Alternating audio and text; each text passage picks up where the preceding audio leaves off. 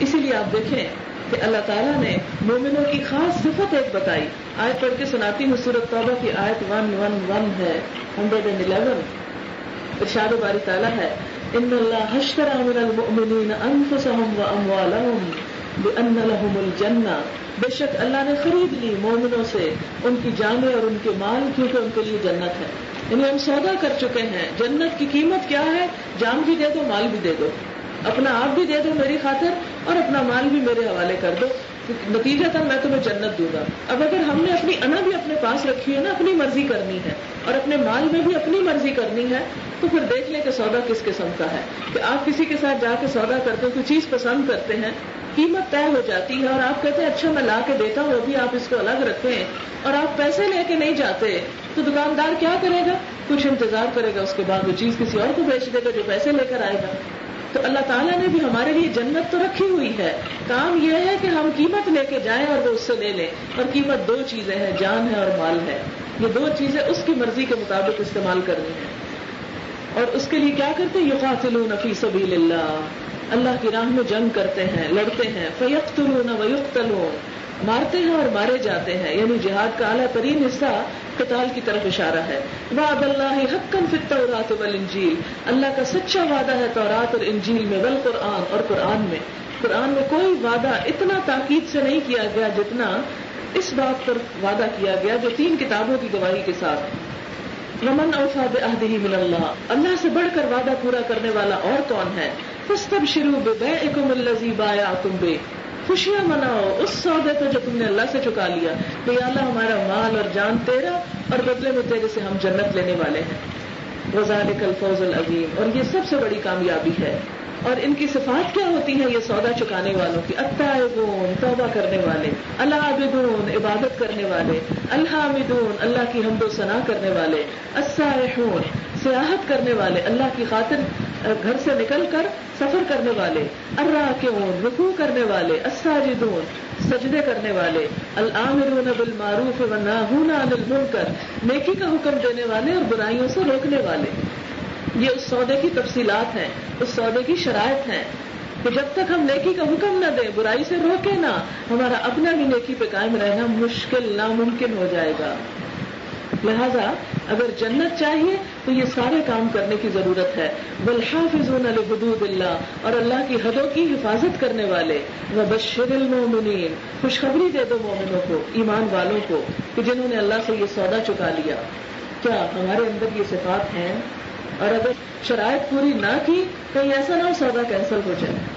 کیونکہ سودا کے اندر بہت ساری شرطیں طے کی جاتی ہیں کہ اتنے پیسے کے عوض اتنی کوانٹٹی میں اتنا مال اتنی مدت میں سپلائی کیا جائے گا. جو معاہدے ہوتے ہیں یہ سب چیزیں آپ کو معلوم ہیں.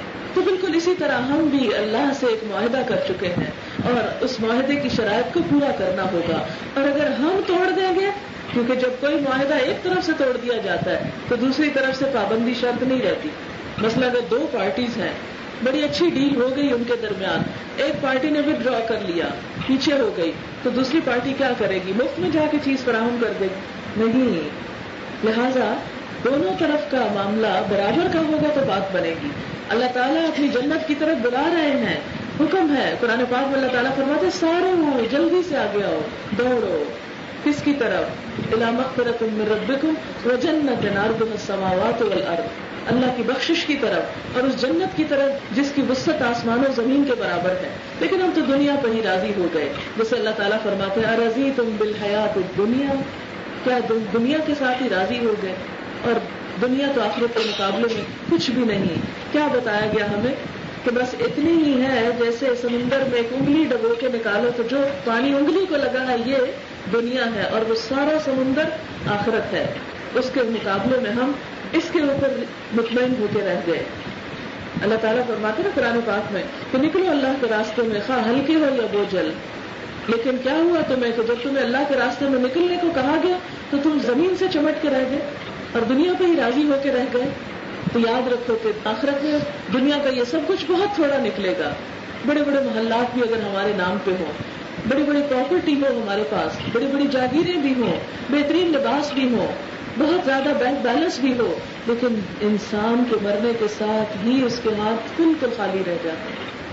सब लोगों में बट जाती हैं, तकसीम हो जाती हैं, दूसरों के पास चली जाती हैं। हमारे कपड़े दूसरे पहनेंगे, हमारे घरों में दूसरे लोग आके रहेंगे, हमारा मालो दौलत औरों के काम आएगा, हमारे साथ क्या जाएगा, वही जिसमें हम कोताही करते हैं, और वो है अमल साले। लिहाजा जरूरत इस बात की है कि कुछ भी हो वो आखिरत हाथ से न जाए, इसलिए कि अगर वो चली गई तो फिर कुछ भी बाकी न रहा। फिर उसके बाद आप देखिए कि अल्लाह ताला सिर्फ हमें अपने आप को नहीं, अपने घर वालों की फिक्र करने को कहते हैं, तो हमें अपने बच्चों की भी फिक्र करना है। अच्छा, बच्चों के साथ हम क्या करें? छोटे हों या बड़े हों, उनकी उम्र, उनकी समझ, उसके मुताबिक उनके साथ मामला करते चले जाएं। आप देखें कि बच्चा दुनिया में आने के बाद नहीं, माँ के पेट से सीखना शुरू करता है। सबसे पहली फैकल्टी जो उसकी डेवलप होती है उसकी समात है। वो माँ के पेट में भी सुनता है, माँ की सोच से सोचता है, क्योंकि खून सारा वही सप्लाई में, एक ही वो सर्कुलेशन है।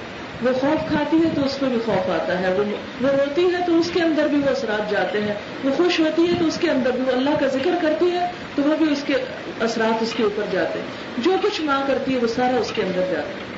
आपको पता है कि 3 साल की उम्र तक पहुंचते हुए बच्चे की शख्सियत का 75% मुकम्मल हो चुका होता है, बाकी जिंदगी में 25% देता है। तो इन 3 सालों में जितना कुछ इंसान सिखा सके, वो जितना कुछ बता सके, अमूमन हम इन 3 सालों को इग्नोर कर देते हैं। हम कहते हैं इसको क्या समझ, इसको क्या पता। आप देखेंगे कि जो कुछ बच्चे सुनते हैं, आपको लगता है शायद वो सुन नहीं रहे, लेकिन वो सुन भी रहे होते हैं और काफी हद तक समझ भी रहे होते हैं। सिर्फ एक मुश्किल होती है कि वो अभी बता नहीं पा रहे होते, लेकिन जो ही वो बताने की उम्र को पहुंचते हैं, वो सब कुछ जो आप उनके अंदर फीड कर चुके थे वो बड़ा धड़ बताना शुरू कर देते हैं। फिर आप हैरान होते हैं, आप कहते हैं कि मैं तो सोच भी नहीं सकती इस बच्चे ने कितनी बड़ी बात कही। वो क्यों बड़ी कह दो, उसने बड़ी सुन रखी थी तो कह दी, सुने बगैर तो नहीं कह सकते। लिहाजा छोटी उम्र में भी अल्लाह का नाम उनके सामने रखना, अल्लाह की बात करना, अल्लाह का जिक्र। आपने पिछले दिनों सुना होगा कि एक बच्चा शायद ईरान में है, 4 या 5 साल का है, 5 साल का, ईरान में भी है और अफ्रीका में भी एक है। ये दूसरे बच्चे के, अफ्रीका के 2 बच्चे हैं। तो छोटी सी उम्र में वो पूरे कुरान के हाफिज, बल्कि उन आयात को, उनको शायद PhD की डिग्री अवार्ड की गई है कि इतना ज्यादा।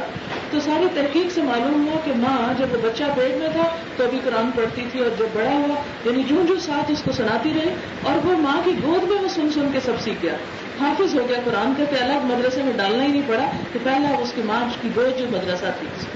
इसी तरह एक और बच्चे के बारे में किसी ने बताया, हमारे पास कोई आए थे स्कॉलर, कि उनके पास एक बच्चा लाया गया जो बहुत रो रहा था, उसको दवा दें, उसे इलाज करें, कुछ करें तो पता न चले कि इस बच्चे को है क्या। तो अहले इल्म और अल्लाह से कुर्ब रखने वालों को अल्लाह ताला दिल में बाज़त ऐसी वजूहात डाल देता है। तो उन्होंने कहा कि ये बताया कि इसकी माँ इसकी प्रेगनेंसी के दौरान कुरान तो नहीं ज्यादा पढ़ती थी, कि पैदा होने के बाद जो है वो बच्चा अब रो रहा है और चुप नहीं कर रहा किसी तरह। तो पता चला कि प्रेगनेंसी के दौरान माँ कसरत से तिलावत करती थी और बच्चा उसका आदी हो चुका था। बच्चा पैदा हुआ, माँ निफास की हालत में चली गई, उसने कुरान पढ़ना बंद कर दिया और बच्चा किसी चीज से बहल नहीं रहा। तो उन्होंने कहा उसको कुरान पढ़ो, और वाकई कुरान पढ़ा गया तो बच्चा चुपचाप खामोश हो गया, क्योंकि आदी हो चुका था ना अंदर किसी और चीज का। तो बाहर आके पता नहीं चल रहा और माँ को खुद भी नहीं पता चला, क्योंकि ज़ाहिर पीरियड्स की हालत में तिलावत और इबादत और वो सब चीजें छूट जाती हैं। तो हमारी औरतें अमूमन जिक्र तक भी छोड़ देती है, हालांकि जिक्र करना अल्लाह का मना नहीं है। तो उसका इलाज इससे किया गया। तो इसी तरह हम देखते हैं कि छोटे बच्चों को आप जो भी देंगे वो सब उनके अंदर फीड होता चला जाएगा। यहाँ तक आता है जदीद रिसर्च से ये पता चला कि इंसान की जो आवाज है, जो आवाज है वो आस पास सुनकर उसकी स्किन पर रिकॉर्ड होती है। साइंसदान कोशिश कर रहे हैं कि जिस तरह इस फीते को बुलवा लिया गया ना दोबारा रिकॉर्ड करके, इसी तरह स्किन को भी बुलवाया जा सके। ये जब मैंने पढ़ा एक किताब में तो मुझे ये बात याद आई कि क़यामत के दिन इंसान की खालें भी बोलेंगी, खालें बोलेंगी। तो मैं सोचती हूँ कि एक तरफ वो कुरान है जो ये सब बता रहा है और एक तरफ जदीद साइंस वो चीजें खुद बोल रही है कि ये होने वाला है, ये इसकी कोशिश की जा रही है, या कम से कम इतना तो मान लिया कि सब कुछ अंदर जज्ब हो रहा है। तो बच्चे की खाल बाल उसकी हर चीज में वो सब जा रहा है, जो आप करेंगे वो उसके अंदर फीड हो रहा है। लिहाजा कोशिश करें 3 साल तक सब कुछ फीड कर डालें। ये सोचे बगैर कि उसे समझ आ रही है या नहीं, उसके आगे कुरान पढ़े, उससे बातें करें, उसको समझाएं, उसे बताएं, और आप तजुर्बा करके देखेंगे कि वो बच्चा जिसने बचपन के इस उम्र में कुरान सुना होगा दूसरे बच्चों से बिल्कुल मुख्तलिफ होगा। میں اس بات پر اللہ کا لاکھ شکر ادا کرتی ہوں، یہ جو میرا ابھی چھوٹا بیٹا ہے، اس کے پیدائش کے دوران پریگننسی اور بعد میں بھی قرآن سے کچھ نسبتاً زیادہ تعلق ہو گیا. پہلے میں پڑھ رہی تھی، کچھ اور کاموں میں مصروف تھی، اور اب یہ ہے کہ آپ یقین کریں کہ اگر کسی کے گھر میں بھی جائے اور ٹی وی لگا ہو تو آف کر دیتا ہے، یہ کہتا ہے بند کرو اس کو. حالانکہ مائیں عموماً یہ شکایت کرتی ہیں کہ بچے جو ہے ٹی وی سے اٹھتے نہیں، اور یہاں حال یہ ہے کہ لگا بھی ہو تو پسند نہیں. فرق کس چیز کا ہے؟ یہ نہیں کہ نعوذ باللہ سے میری کو کمال، کچھ نہیں، سب اللہ کے کلام کی برکت ہے. بہت شرارتیں کرتا ہے، بہت غلط حرکتیں الٹی سیدھی کرتا ہے، اچھل کود جو بچے کچھ کرتے ہیں، اور یہ کوئی باوقار سنجیدہ انسان بن گیا ہے. لیکن یہ میں خاص طور پر نوٹ کرتی ہوں کہ اس طرح کے منکرات جو ہمارے رگ و پے میں بس گئے ہیں، وہ منکر اس کے اندر اس کی سینس موجود ہے. ابھی تک تو ہے، آگے دعا ہے کہ اللہ آگے بھی برقرار رکھے. پھر اسی طرح جب بچے ذرا ہوش کی عمر کو پہنچ جائیں تو پھر کیا کریں؟ پھر آپ ان کو پیغمبروں کے قصے سنائیں. مجھے آج بھی یاد ہے وہ دن جب میرے والد نے مجھے حضرت آدم کی کہانی سنائی تھی، حضرت نوح کی سنائی تھی، اور خوف کے مارے برا حال ہو گیا تھا کہ جب اللہ کی بات نہیں مانی لوگوں نے تو طوفان آ گیا، ان کو ڈوب گئے. تو کیا ہوا؟ کیونکہ بچے کا دل ہوتا ہے حساس ہوتا ہے. جب اس کو یہ کہانیاں عام فہم کر کے آپ سناتے تو اس کے ذہن میں نقشہ واضح ہوتا ہے کہ اللہ کی نافرمانی کا نتیجہ کیا اور فرما برداری کا نتیجہ کیا ہے. پھر اس کے بعد جب بڑے ہو جائیں، سمجھ کی عمر کو پہنچ جائے، تو پھر قرآن سے گزاریں. پرسوں میری شاگرد میرے پاس آئیں، پہلی دفعہ میری ان سے ڈائریکٹ بات ہوئی تو کہنے لگی کہ عموماً آپ کے پاس ایسے مسائل آتے رہتے ہیں کہ بچوں کے بارے میں بڑے پریشان ہیں، کیا کریں. کہتی کہ 2 سال پہلے میں نے رمضان میں آپ کا قرآن سنا تھا، پھر اس کے بعد اس کی کیسٹ لے لی. تو میرے بچے چھوٹے تھے، ایک 12 سال کا، ایک 13 کا، تو میں نے ان کو قرآن سارا سنا دیا. وہ لا کے کیسٹ لا کے وہ ساری ان کے کان سے گزار دی.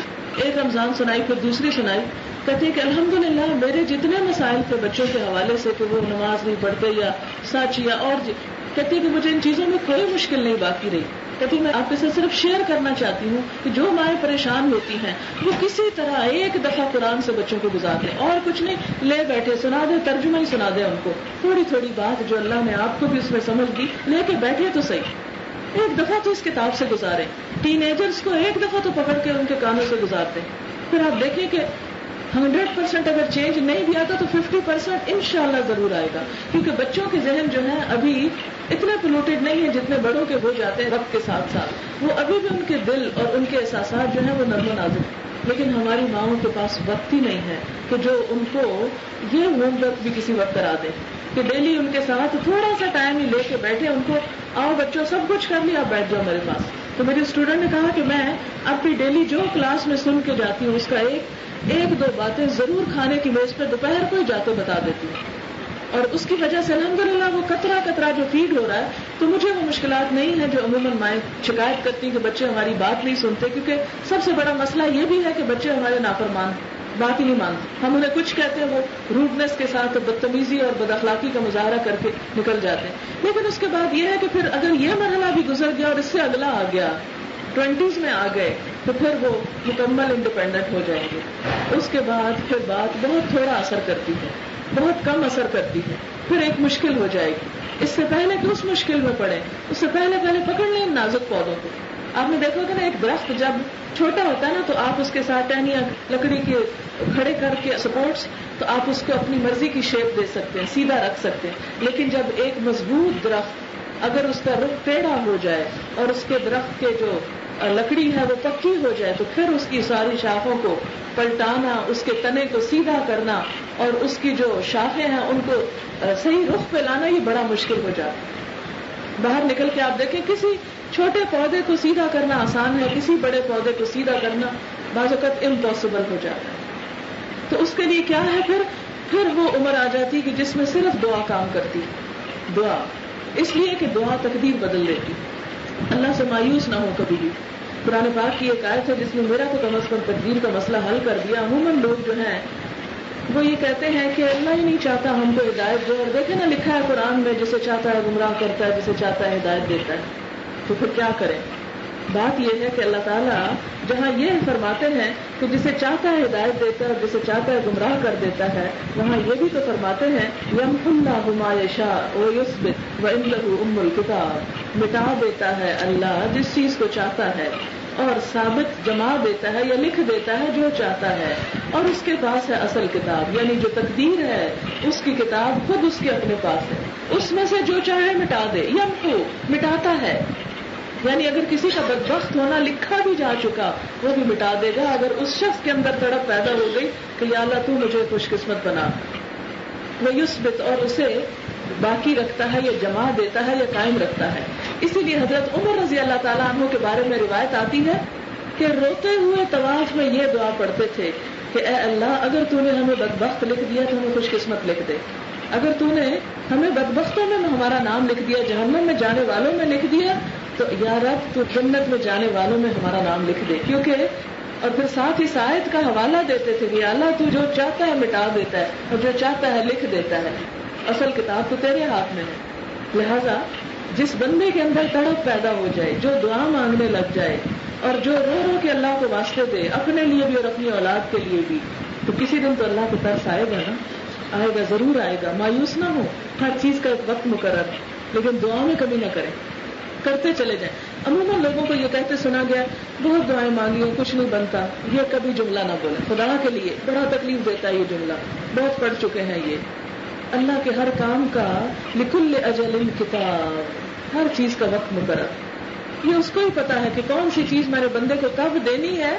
اور بعض اوقات ایک چیز جو ہم روتے ہیں تڑپتے ہیں ہمیں نہیں ملتی، اللہ تعالیٰ ڈیلے کرتے جاتے ہیں، تھوڑا سا اور رو لے میرا بندہ، تھوڑا سا اور دعائیں کر لے، کیونکہ آج اسے دے دوں گا نا تو یہ بھول جائے گا مجھے، یہ چھوڑ دے گا، دعا کرنا ہی چھوڑ دے گا، تھوڑی سی دعائیں اور مانگ لے، کیونکہ قیامت کے دن جب انسان اپنے عمل کا رجسٹر دیکھے گا تو عمل کم ہوں گے، لیکن وہ دعائیں جو قبول نہ ہوئی وہ اتنی بڑی عمل کی شکل میں ہوں گے کہ انسان تمنا کرے گا کاش دنیا میں ایک بھی نہ سنی جاتی اور سب یہاں مل جائے۔ آج تو ہمیں حوصلہ نہیں، اللہ نہ کرے کہ دنیا کی مشکلیں آسان نہ ہوں، کیونکہ بعض اوقات وہ مشکلیں ہمارے لیے آخرت کے لیے بھی کام کرنے میں رکاوٹ پیدا کر دیتی، تو ایسی آزمائش میں اللہ نہ ڈالے۔ لیکن اگر آ جائے کچھ سلیقے سے، جیسے حضرت یعقوب علیہ السلام نے کتنے سال، کئی سال بیٹے کے غم میں گزارے، اور ہر موقع پہ کیا کہتے ہیں فصبر جمیل واللہ المستعان، صبر ہی اچھا ہے اور اللہ ہی بہترین مدد کرنے والا، اسی سے مدد چاہی جائے۔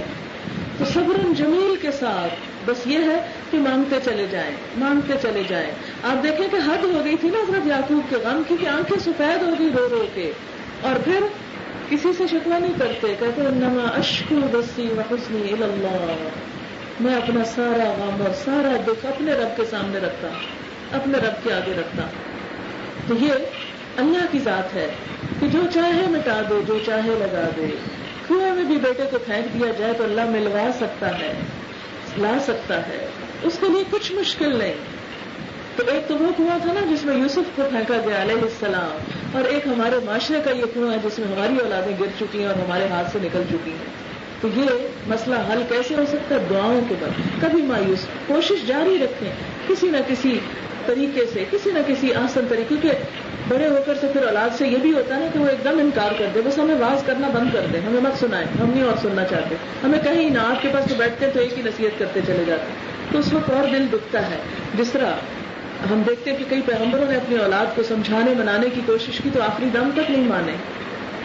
تو یہ ایک بڑی نیچرل بات ہے، کبھی نہ سوچے کسی کی اولاد کو ایسا دیکھ کر کہ اس نے کوئی کمی کی ہوگی نا تو سزا ملی ہے اس کو، نہ، کبھی کسی کی مصیبت کو یہ نہ سوچے، ایسا نہ ہو کہ اس کی تو ہٹ جائے اور ہم پہ آ جائے، جو اللہ نہ کرے۔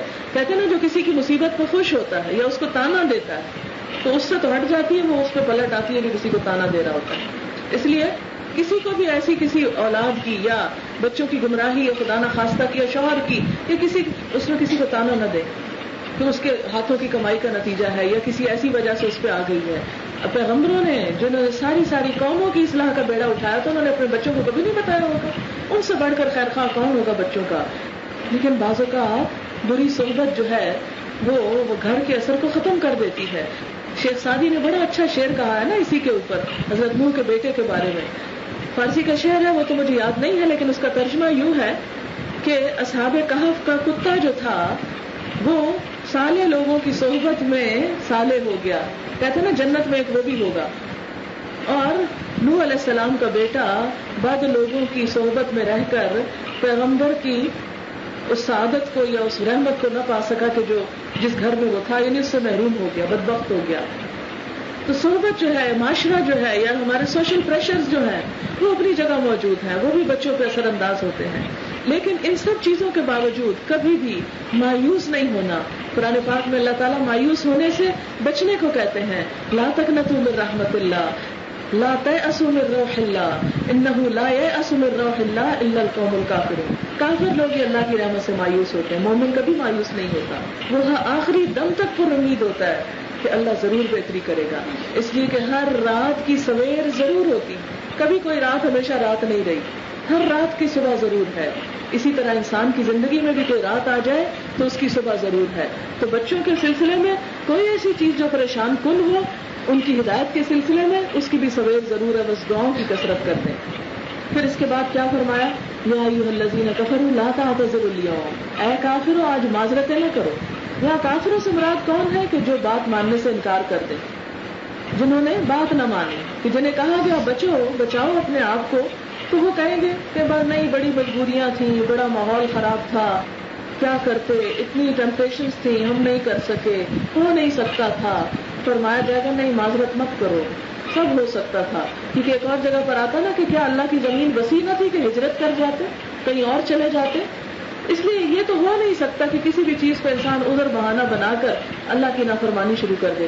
ہاں جہاں جان کا خطرہ ہو، جان کا خوف ہو، جیسے بھوک کی شدت میں تو حرام حلال ہو جاتا ہے، لیکن عام حالات میں نہیں۔ انما تجزون ما کنتم تعملون، تم تو وہی جزا دیے جا رہے ہو جو تم عمل کیا کرتے تھے، تمہارے اعمال کی سزا تمہارے سامنے آ رہی ہے، یعنی قیامت کے دن ان کو کہا جائے گا۔ پھر فرمایا یا ایھا الذین آمنوا توبوا الی اللہ توبۃ نصوحا، توبہ کر لو اللہ سے توبہ خالص، کیونکہ بہت سی مشکلات کا حل توبہ میں ہے۔ جیسا کہ ایک حدیث میں آتا ہے نا، من لزم الاستغفار جعل اللہ له من کل ہم فرجا، کہ جس نے پابندی سے استغفار پڑھا، اللہ تعالیٰ اس کے لیے ہر غم سے نکلنے کا راستہ بنا دے، ہر مشکل سے نکلنے کا راستہ۔ ایک اور جگہ پر آتا ہے من یتق اللہ یجعل له مخرجا ویرزقه من حیث لا یحتسب، کہ جس نے اللہ کا تقوی اختیار کیا، اللہ اس کے لیے کوئی نہ کوئی مشکل سے نکلنے کا راستہ بنا دے گا، اور اس کو وہاں سے رزق دے گا جہاں سے وہ سوچ بھی نہیں سکے۔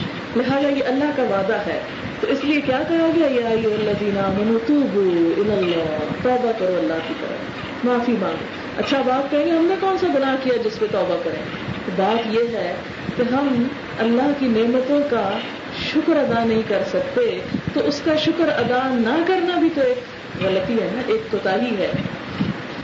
اور اگر ہم شکر ادا کرنا چاہیں تو ادا کر نہیں پاتے، کیوں؟ مثلاً ایک چھوٹی سی نعمت، یہ جو سانس ہی ہم لے رہے ہیں بیٹھ کے، کہ ایک سانس اندر جا رہا ہے اور ایک باہر آ رہا ہے، اسی پہ اگر الحمدللہ الحمدللہ کہیں تو باقی کسی نعمت پہ الحمدللہ کہنے کا وقت ہی نہ بچے۔ اور پھر جب ہم سوئیں تو سو کے بھی سانس لے رہے ہوتے ہیں، اس وقت تو اس پہ بھی نہیں کہہ سکتے، ہم تو ایک چھوٹی سی نعمت پر بھی شکر ادا نہیں کر سکتے۔ اسی لیے دعا مانگی گئی نا، رب اوزعنی ان اشکر نعمتک التی انعمت علی وعلی والدی وان اعمل صالحا ترضاہ واصلح لی فی ذریتی انی تبت الیک، کہ اے رب مجھے قابو میں رکھ کہ میں تیرا شکر ادا کرتا ہوں، یا مجھے توفیق دے کہ میں تیرا شکر ادا کروں۔ اوزعنی ان اشکر نعمتک، اس نعمت کا جو تو نے مجھ پر کی، میرے والدین پر کی، وان اعمل صالحا، اور شکر کا طریقہ کیا ہے کہ میں نیک کام کروں، ترضاہ، جسے تو پسند کر لے، جس سے تو راضی ہو جائے، جو تجھے قبول ہو جائے، واصلح لی فی ذریتی، اور میری اولاد میں بھی اصلاح کر دے، انی تبت الیک، میں تیری ہی طرف توبہ کرتا ہوں۔ فتوبوا الی اللہ توبۃ نصوحا، شکر کے ساتھ، اس کی نعمتوں کے اعتراف کے ساتھ اللہ کی طرف رجوع۔ عسیٰ ربکم ان یکفر عنکم سیئاتکم، امید ہے کہ پھر تمہارا رب تمہاری خطاؤں کا کفارہ کر دے گا، ہٹا دے گا، دور کر دے گا۔ وَيُدْخِلَكُمْ جَنَّاتٍ، اور تمہیں ایسے باغوں میں داخل کرے گا، تجری من تحتها الانہار، جن کے نیچے نہریں بہ رہی ہوں گی۔ یوم لا یخزی اللہ النبی والذین آمنوا معہ، جس دن اللہ نبی کو اور اس کے ساتھ ایمان لانے والوں کو رسوا نہ کرے گا۔ نورہم یسعی بین ایدیہم وبایمانہم، ان کا نور ان کے آگے آگے اور ان کے دائیں جانب دوڑ رہا ہوگا۔ نور کس چیز کا ہوگا؟ ان کے نیک اعمال کا، نیکیوں کی روشنی ہوگی۔ کتنی کچھ نیکیاں تو ایسی ہوتی ہیں جو ہم اپنی ذات کے لیے کرتے ہیں، مثلا ہم نماز پڑھ رہے ہیں تو اپنی ذات کے لیے پڑھ رہے ہیں، ہم ذکر کر رہے ہیں تو اپنے آپ کو فائدہ دے رہے ہیں، روزہ رکھا ہوا تو ہمیں فائدہ نہیں، کسی کو کیا ملے گا ہمارے روزے سے؟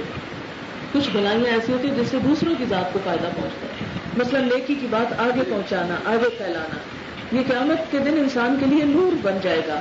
جہاں جہاں تک آپ نے اللہ کا پیغام پھیلایا ہوگا، اللہ کی بات بتائی ہوگی، اتنی اتنی روشنی بڑھ جائے گی. مثلاً آپ دیکھیں کہ میں آپ کو ایک بات بتاتی ہوں، آپ آگے دوسرے کو، آپ نے گھر جا کے اگر ایک کو بتائی، اس نے آگے آگے جہاں تک آپ کی بات چلتی چلی گئی وہ آپ کے لیے نور بڑھتا چلا گیا. لہذا یہ چیز انسان اپنی زندگی میں ہمیشہ یاد رکھے کہ کسی بھی خیر اور بھلائی کو صرف اپنی ذات تک محدود نہیں رکھنا. کوئی نیکی جب آپ اپنی ذات تک رکھتے ہیں تو بالکل ایسے ہی ہے جیسے ایک خوشبو کو خرید کے آپ بوتل میں بند کر کے ڈھکن بند کر دیں. کتنی بھی خوبصورت، کتنی بھی بہترین خوشگوار خوشبو ہوگی، نہ اس کا آپ کی ذات کو فائدہ پہنچے گا نہ کسی اور کو. ہاں وہ دیکھنے میں خوبصورت لگ رہی ہے، بس بڑا اچھا پرفیوم کی شیشی ہے اور اس میں خوبصورت چیز پڑی ہوئی ہے اور آپ خوش ہو رہے ہیں کہ میرے پاس اس قسم کی خوشبو ہے. لیکن جب آپ اس کا ڈھکن کھولتے ہیں، خود لگاتے ہیں، دوسروں کو دیتے ہیں، تو آپ دیکھیں کہ اگر دوسروں کو نہ بھی دیں، ڈھکن جب کھول دیں گے نا تو آس پاس خوشبو پھیل جائے گی. تو اسی طرح جب آپ ایک اچھی بات کہہ دیتے ہیں نا تو وہ خوشبو پھیل جاتی، وہ روشنی پھیلنے لگتی ہے، اور جتنی جتنی جس کی روشنی ہوگی اتنا ہی اس کا نور پھیلتا چلا جائے. اسی لیے صدقۃ جاریہ کس چیز کو کہا گیا؟ 3 چیزوں کو. ولد صالح، نیک اولاد جو والدین کے لیے دعائیں کرے، یدعو لہ. اور دوسری چیز او علم ینتفع بہ، وہ علم جس سے لوگ فائدہ اٹھائیں. جو بات آپ کسی کو سکھا جائیں، جس سے کسی کی زندگی میں کوئی تبدیلی پیدا ہو جائے، جس سے کسی کی آخرت سنور جائے، وہ آپ کے مرنے کے بعد بھی اس کا تحفہ آپ کو پہنچتا رہے گا کہ وہ آپ کے ذریعے ہدایت پا گیا. اسی لیے نبی صلی اللہ علیہ وسلم نے حضرت علی سے فرمایا تھا کہ اے علی، تیرے ذریعے ایک شخص ہدایت پا جائے، تیرے لیے سرخ قیمتی اونٹوں سے بہتر. اصحاب صفہ کو آپ نے فرمایا کہ تم میں سے کوئی شخص یہ پسند کرتا ہے کہ وہ ہر روز بتھان اور عقیق جائے اور وہاں سے 2 اونٹنیاں لے آئے بغیر اس کے کہ کسی کا ہاتھ مارا ہو یا قطع رحمی کی ہو، یعنی مفت میں 2 اونٹنیاں اس کو مل جائے. تو لوگ بڑے خوش ہو گئے. اصحاب صفہ طالب علم لوگ تھے، دین کے پڑھنے پڑھانے والے. تو آپ نے فرمایا اس سے بھی بہتر چیز بتاؤ، تم میں سے کوئی شخص مسجد جائے اور 2 آیتیں پڑھ کے سنا دے، 2 آیتیں، وہ اس کے لیے ان 2 اونٹنیوں سے زیادہ بڑی دولت ہے. 2 اونٹنیاں آج کی 2 گاڑیوں کے برابر ہیں. اس دور میں اونٹ سب سے قیمتی پراپرٹی تھی. تو آپ دیکھیں کہ ہم میں کوئی کتنا بھی مالدار ہو ہر روز 2 گاڑیاں نہیں خرید سکتا. لیکن اگر کوئی شخص کسی کو 2 آیتیں روز سکھا دے تو وہ 2 گاڑیاں خریدنے سے بہتر، اور خریدنے کی بھی ضرورت نہیں، وہ مفت میں ملیں گی. اور صحیح مسلم کی حدیث میں آتا ہے کوئی 3 آیتیں سنائے تو 3، 4 سنائے تو 4، جتنی بھی پڑھائے. تو یہ علم کا نور تو ایسا ہے کہ تھوڑا سا، اور شاید اسی لیے میں کہتی ہوں اس کا اتنا اجر رکھا گیا کہ انسان کے اپنے دین پہ قائم رہنے کے لیے بڑا ضروری ہے. کیونکہ جب وہ کسی کو بتاتا ہے تو خود بن جاتا ہے. پھر اللہ کے ڈر سے نہیں، پہلے لوگوں کے ڈر سے انسان نیکی شروع کرتا ہے، پھر آہستہ آہستہ اللہ کا ڈر بھی دل میں آ جاتا ہے کہ ہر کوئی کیا کہے گا، میں بتا رہا ہوں اور خود نہیں کر رہا. یہ قدرتی بات ہے، پہلے لوگوں کا خوف آئے گا، لیکن اسی دین میں، اسی کتاب میں اس کو پتہ چل جائے گا کہ کوئی کام میں نے لوگوں کے لیے نہیں کرنا، اللہ کے لیے کرنا ہے. تو آہستہ آہستہ ادھر بھی خالص ہوتا جائے گا. جیسے کسی بھی چیز کو پاک کرنا اور صاف کرنا تو ایک وقت لگتا ہے. جیسے قرآن پاک میں سورۃ الرعد میں مثال دی گئی نا کہ جو دھات پگھلائی جاتی ہے پھر کیا ہوتا ہے، پھر وہ صاف ہوتی ہے، پاک ہوتی ہے، نکھر آتی ہے، وہ پاک چیز نیچے رہ جاتی ہے اور گند بلا جو ہے وہ اوپر سے چلا جاتا ہے. اما ما ينفع الناس فيمكث في الارض، جو چیز لوگوں کو فائدہ دیتی ہے وہ زمین میں جم جاتی ہے. تو اسی طرح جو دین کی بات آپ لوگوں کو بتائیں گے اور خود اپنی ذات میں لائیں گے وہ باقی رہ جائے گی، اور باقی کوڑا کرکٹ انسان کا صاف ہوتا چلا جاتا ہے اور انسان نکھرتا چلا جاتا ہے. کبھی بھی کوئی یہ دعویٰ نہیں کر سکتا کہ آج میں عالم بن گیا اس لیے آج میں سکھانے آیا. ہم میں سے ہر شخص جو سکھانے والا ہے وہ خود بھی طالب علم ہے، وہ خود بھی سیکھ رہا ہے. جب وہ بول کے سکھاتا ہے تو کیا وہ خود نہیں سن رہا ہوتا؟ تو اس لیے یہ بھی ایک پانے کا ذریعہ ہے، کسی تک پہنچانا. اور اس سے یہ پتہ چلتا ہے کہ قیامت کے دن کچھ لوگوں کا نور مدینہ سے صنعاء تک ہوگا، عدن تک ہوگا، کچھ کا اس سے کم، پھر آپ نے فرمایا کچھ کا اس کے قدموں تک ہوگا، کچھ کا ناخن کے انگوٹھوں میں ہوگا، بس تھوڑا سا جو کبھی جلے گا کبھی بجھے گا. تو انسان کو ڈر ہوگا کہیں بجھا نہ رہ جائے. اور خاص طور پر منافقوں کو جیسے پہلے نور دیا جائے گا اور بعد میں کیا ہوگا، ان سے چھین لیا جائے گا، کیونکہ انہوں نے دنیا میں کچھ نمائشی نیکیاں کی ہوئی تھی. تو اس سے اہل ایمان خوف زدہ ہو جائے گا کہ نہیں ہمارا نہ لے لیا جائے. تو اس سے دعا مانگیں گے ربنا اتمم لنا نورنا، یا رب ہمارا نور ہم پہ پورا کر دے اور ہمیں بخش دے، تو غفور رحیم ہے. اور پھر نبی صلی اللہ علیہ وسلم سے فرمایا گیا کہ جاہد الکفار والمنافقین، کفار اور منافقین سے جہاد کیجیے، وغلظ علیہم، ان پہ سختی کیجیے. کیوں؟ اس لیے کہ وہ قوتیں ہیں جو معاشرے کے اندر دین پہ چلنے سے روکتی ہیں. ان قوتوں کے ساتھ نپٹو، کیونکہ اگر انسان ان کے اس تشدد کے مقابلے میں چپ کر کے بیٹھ جائے اور کہے کہ اچھا نہیں عمل کرنے دے رہے تو نہیں کرتے، نہیں، ماحول پیدا کرو. اگرچہ اس کے لیے کچھ فرم ایسے طریقے کیوں نہ اختیار کرنے پڑے کہ جس کو سختی کے زمرے میں لایا جا سکے. حالانکہ نبی صلی اللہ علیہ وسلم تو رحمت للعالمین تھے، لیکن اس کے باوجود کیا فرمایا؟ وغلظ علیہم، ان منافقوں سے سختی کرو کہ جو بظاہر کلمہ پڑھتے ہیں لیکن ایک عمل نہ کرنا چاہتے نہ کرنے دیتے ہیں. تو ایسے ہمارے معاشرے کے اندر بھی بہت سے عناصر ہیں جو نہ خود کام کرتے ہیں اور نہ کرنے دینا چاہتے ہیں. کرنے والوں کی زندگی کو انہوں نے جہنم بنائی ہوئی ہے، مذاق اڑا اڑا کے اور باتیں بنا کے کہ کوئی ایک قدم آگے بڑھاتا ہے تو بس پیچھے آتا ہے کہ نہیں اس راہ میں بڑے کانٹے. وَمَأْوَاهُمْ جَهَنَّمُ وَبِئْسَ الْمَصِيرُ.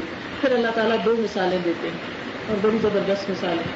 پہلی مثال کافروں کو سنائی گئی کہ دیکھو نوح اور لوط علیہ السلام کی بیویاں تھیں، بڑے ہمارے نیک بندوں کی زوجیت میں تھیں، لیکن وہ ان کے راستے پر نہ تھی. فَخَانَتَاهُمَا، انہوں نے اپنے شوہروں سے خیانت کی.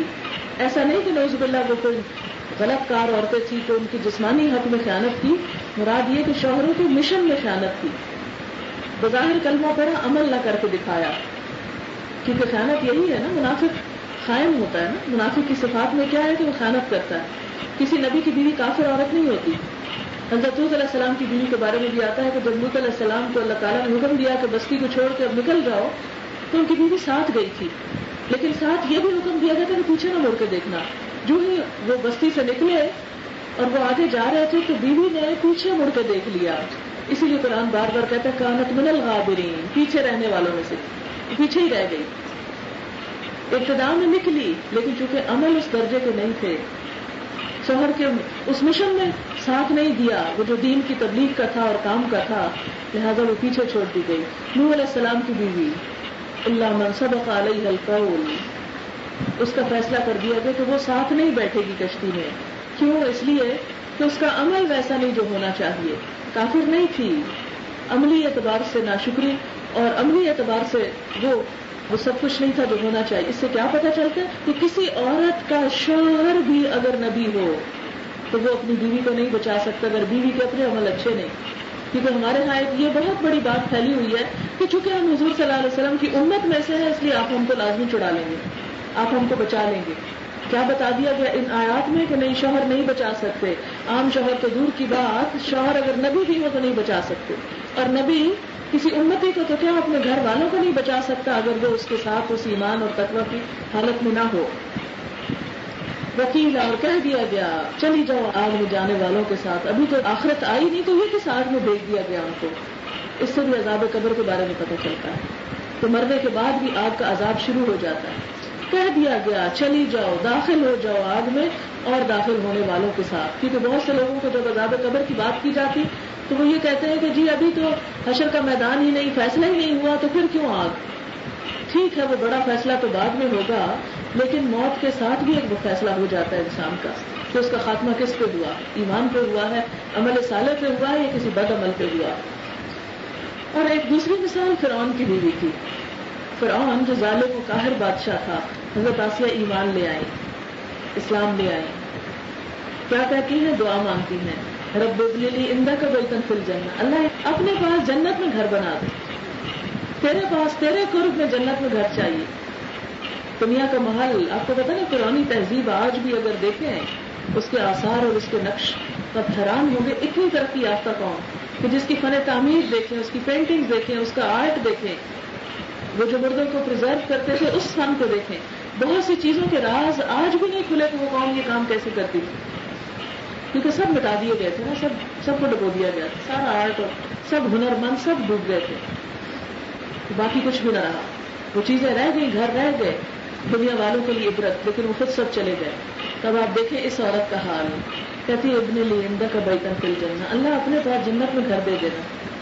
دنیا کا گھر چلا گیا تو کوئی بات نہیں، دنیا میں دھتکار دیے گئے تو کوئی بات نہیں. بہت سی صحابیات کے ساتھ بھی یہی ہوا تھا.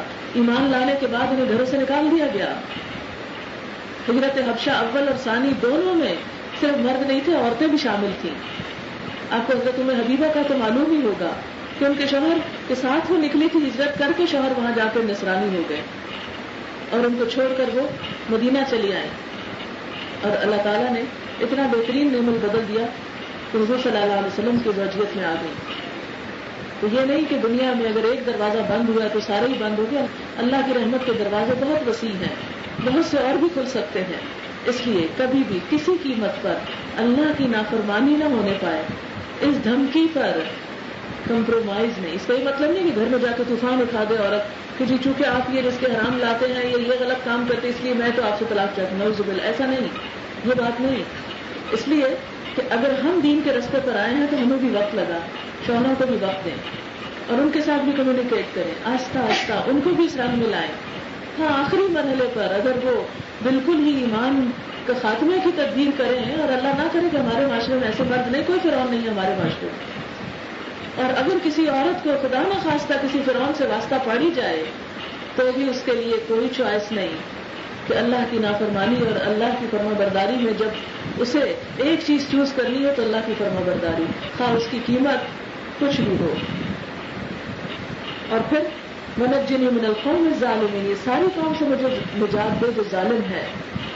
ومریم ابنۃ عمران کی بیٹی مریم علیہ السلام التی احسنت فرجها، جس نے اپنی شرمگاہ کی حفاظت کی، نیک عورت، حیا کی حفاظت۔ یہ عورت کا خاص وصف قرآن میں بیان کیا گیا ہے۔ حضرت مریم جنت کی عورتوں کی سردار عورتوں میں سے ہوگی۔ سورۃ آل عمران پڑھے تو ان کے بارے میں الفاظ پڑھ کے رشک آتا مجھے ہمیشہ۔ اللہ تعالیٰ فرماتے ہیں یا مریم ان اللہ اصطفاکی، اے مریم اللہ نے چن لیا تجھے، عورت کو چن لیا، وطہرکی، تجھے پاک کر دیا، واصطفاکی علی نساء العالمین، سارے جہان کی عورتوں کو تجھے فضیلت دی، تجھے چن لیا۔ کسی عورت کو اللہ چن لے، اللہ اسے عزت بخشے اور اس سے اپنا کوئی کام لینا چاہے، یہ انہیں فضیلت ایسے مفت میں نہیں مل گئی تھی، انہیں فضیلت ملی تھی اس صفت کی وجہ سے کہ اس نے اپنی شرمگاہ کی حفاظت کی، عزت و عصمت کی حفاظت کی، اپنی حیا کی حفاظت کی۔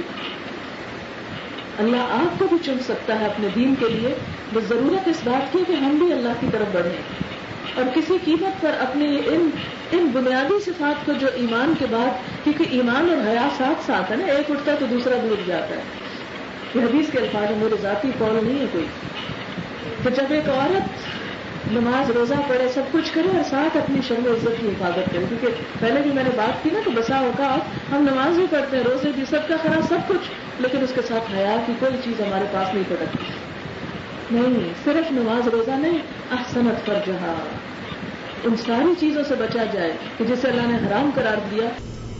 تو ہم سب کے لیے بحیثیت خواتین کے ضروری ہے کہ اپنے فرائض کو سمجھیں، اپنے دین کو سمجھیں، سیکھیں، اس پر عمل کریں، ایمان، نیکی اور تقوی کے کاموں میں آگے بڑھیں۔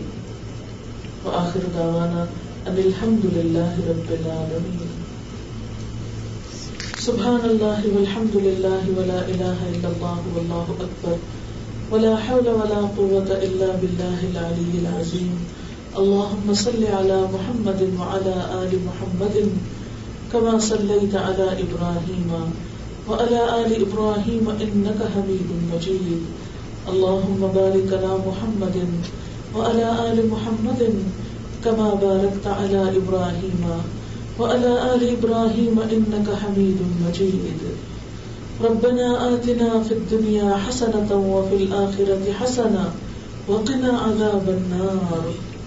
ربنا لا تزغ قلوبنا بعد إذ هديتنا وهب لنا من لدنك رحمة إنك أنت الوهاب۔ ربنا هب لنا من أزواجنا وذرياتنا قرة أعين واجعلنا للمتقين إماما۔ یا اللہ پاک، جو کچھ ہم نے پڑھا ہے تو اپنی رحمت سے اسے قبول فرما، جو بات تیری مرضی کے مطابق ہوئی ہو ہمیں اس پہ عمل کی توفیق دے، اس راستے پر چلنا ہمارے لیے آسان کر دے، اور انسان ہونے کے ناطے کوئی بھول چوک ہو گئی ہو تو معاف فرما دے، کوئی بات اگر تیری مرضی کے خلاف ہوئی ہو تو ہم سب کو اس سے دور کر دے اور ہمیں اس راستے پر چلا جو تیری طرف لے جائے۔ یا اللہ تو ہمیں اخلاص نیت عطا فرما، یا اللہ تو ہمیں ہر صغیرہ کبیرہ گناہ سے بچنے کی توفیق عطا فرما، اللہ تو ہمیں اپنا قرب نصیب فرما. جن کاموں کے کرنے کی ضرورت ہے ہمیں ان کے کرنے کی توفیق دے دے, ہمیں صلاحیت دے دے یا رب العالمین. ہمارے گناہوں کو معاف کر دے, ہمارے بچوں کو ہماری آنکھوں کی ٹھنڈک بنا, انہیں دنیا اور آخرت کی بہترین کامیابی عطا فرما یا رب العالمین. تو ہمیں ان صالح بندوں میں شامل کر لے جن سے تو راضی ہو چکا ہے یا رب العالمین. جتنی بہنیں آئی ہیں اتنی دور دور سے اتنی محنت کر کے, ان کا آنا قبول فرما, ان کے ایک ایک قدم پر بہترین نیکی لکھ لے یا رب العالمین. تو ان سب کو اپنے دین کے لیے چن لے یا اللہ, ان سے بہترین نیکی کے کام لے, ان کی نسلوں میں ایمان کو باقی رکھ, ان کے دین کی حفاظت کر یا رب العالمین. ہمیں نیکی اور تقوی کے کاموں میں آگے بڑھنے کی توفیق دے یا اللہ. جنہوں نے اس مجلس کا اہتمام کیا انہیں اس کی بہترین جزا دے. ربنا تقبل منا انك انت السميع العليم وتب علينا انك انت التواب الرحيم.